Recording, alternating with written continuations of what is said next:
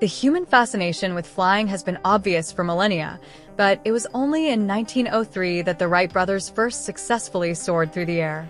Once a luxury experience for the select few, commercial air travel is now more accessible than ever, with countless airlines connecting airports around the world. But all these airports had to start somewhere, as these early images prove. Stay tuned to take a step back in time and discover how America's airports used to look in their earliest days. Once touted as the largest airfield in the West, Rogers Airport started life as not much more than a landing strip and an aircraft hangar with a store. But it was nonetheless used by the city as a municipal airport for around a decade between the 1910s and 1920s. It was sold after real estate prices shot up and lucrative developments grew up around the airfield, and by 1931 Rogers Field had disappeared from street maps.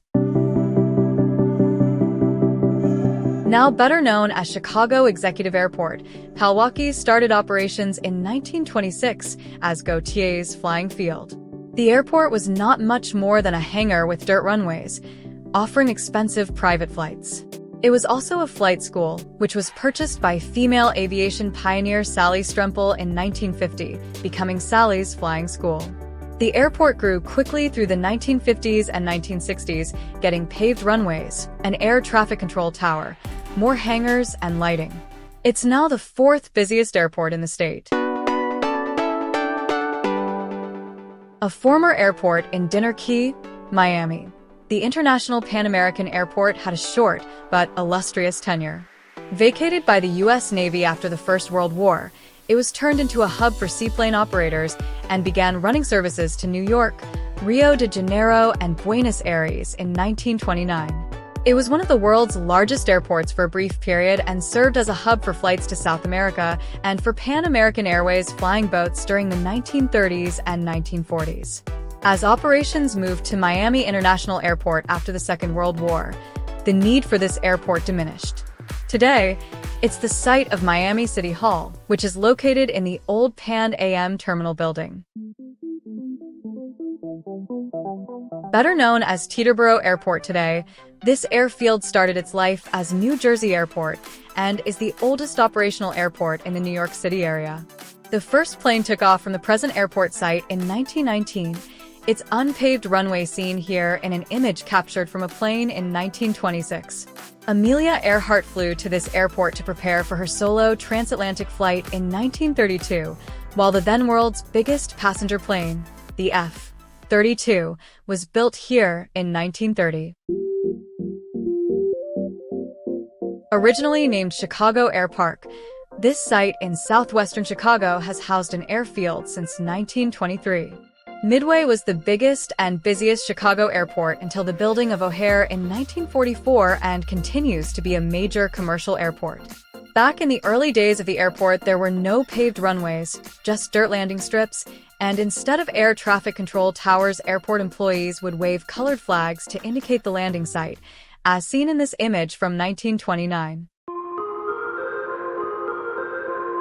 Previously a cabbage patch for the nearby sauerkraut factory, this piece of land was acquired by the city of Madison in 1927 to be the city's first airport.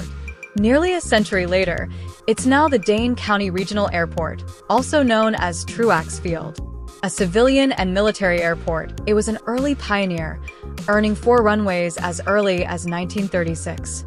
During the Second World War, the airfield was transferred to the U.S. Army Air Corps and was used as a major school for radio operators and mechanics. Floyd Bennett Field started life as New York City's first municipal airport, became a Second World War naval station, and is now part of the Gateway National Recreation Area.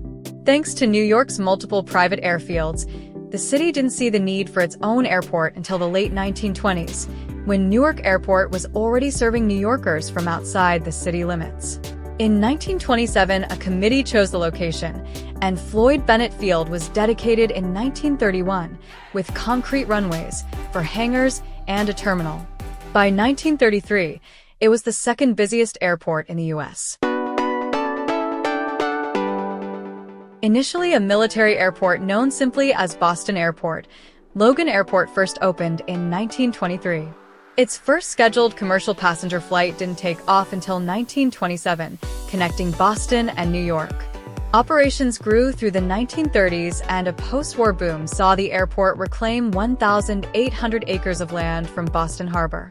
With American Overseas Airlines launching a regular Boston-Shannon-London service in the late 1940s, it grew to be a transatlantic gateway. Today, it is New England's largest airport, serving 42 million passengers prior to the pandemic. Among the 30 busiest airports in the world, Newark first opened in the 1920s and has since been a stalwart of innovation. Plans for a new commercial airport were developed in 1927, and it opened a year later as the New York area's first major airport. The airport had the nation's first hard-surface runway, 1,600 feet long and topped with asphalt, which was followed by the nation's first air traffic control center in 1935. It was also the first to allow nighttime operations following the installation of runway lights in 1952. Here, passengers are seen boarding an American Airlines plane in the 1930s. Lunken was the largest municipal airfield in the world when it was officially dedicated in 1930, and it served as Cincinnati's main airport until 1947. With regular services to and from Chicago and Indianapolis, as seen in these arrivals and departures boards from the 1930s, it also benefited from a modern terminal building, serving American Airlines and Marquette Airlines. Its position on the Ohio River floodplain worked against it, particularly after a huge flood in 1937, and it was supplanted by the new Cincinnati Northern Kentucky International Airport after the Second World War. It's still a functioning airport, and its traffic control tower remains, one of the oldest still in operation in the country. This airstrip in Burbank, north of Los Angeles, started out as United Airport in 1930. It's sported 7 different names since its inception, but it remains a busy airport, especially for private jet traffic. When the airport first opened, its terminal was a charming Spanish revival-style building, pictured, which, together with the runway, made it the largest commercial airport in Los Angeles until 1946. The old terminal building no longer exists, but there are plans to build a new terminal with additional restaurants and improved security screening areas. One of the world's most famous airports, LAX started life as Mines Field in 1928, when an area of wheat, barley, and bean fields was repurposed into dirt landing strips. The first structure, Hangar 1, which still stands to this day, was erected a year later, and by 1933 the airport had already hosted the National Air Races, pictured twice.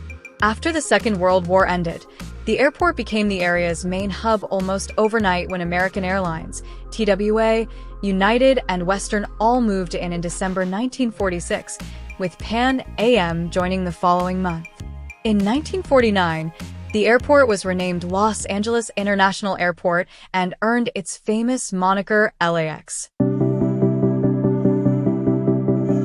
Initially developed as a private seaplane base at North Beach in 1929, Glenn H. Curtis Airport was an intricate engineering project with a seaplane ramp and a concrete plateau connecting the boarding site with the terminal.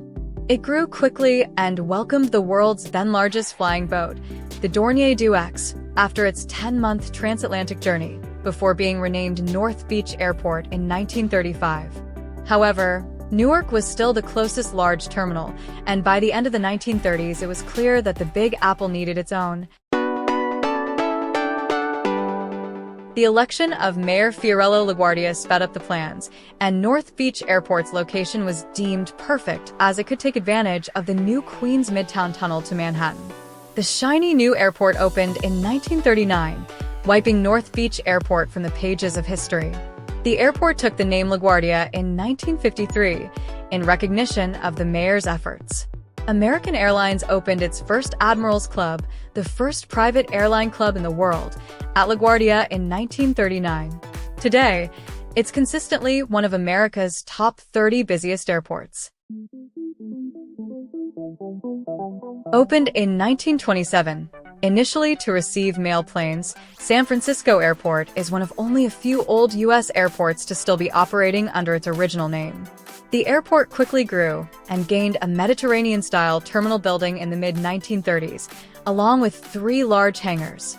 After the Second World War, the airport was among the first to launch long-haul flights to Fiji and Australia via Honolulu and Hawaii, and by 1947 Pan Am flights to Guam, Japan, and the Philippines were added. Today, the airport is California's second busiest airport after LAX.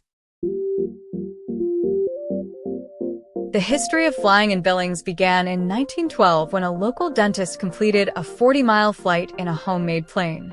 But it wasn't until 1927 that a runway was approved, and the first major airline arrived 6 years later when Northwest Airlines introduced Billings as a stop on a Chicago-Seattle route. The airport grew quickly, with 3 major expansions in 1958, 1972, and 1992. Today, Billings Airport is partway through a major renovation, while discussions for future planned expansions are ongoing. 2 privately operated airfields, Hoover Field and Washington Airport, opened in 1926 and 1927, but merged during the Great Depression to form the Washington-Hoover Airport. The airport was clearly inadequate, and at the urging of President Franklin D. Roosevelt, the new Washington National Airport opened in 1941, just as America was about to enter the Second World War.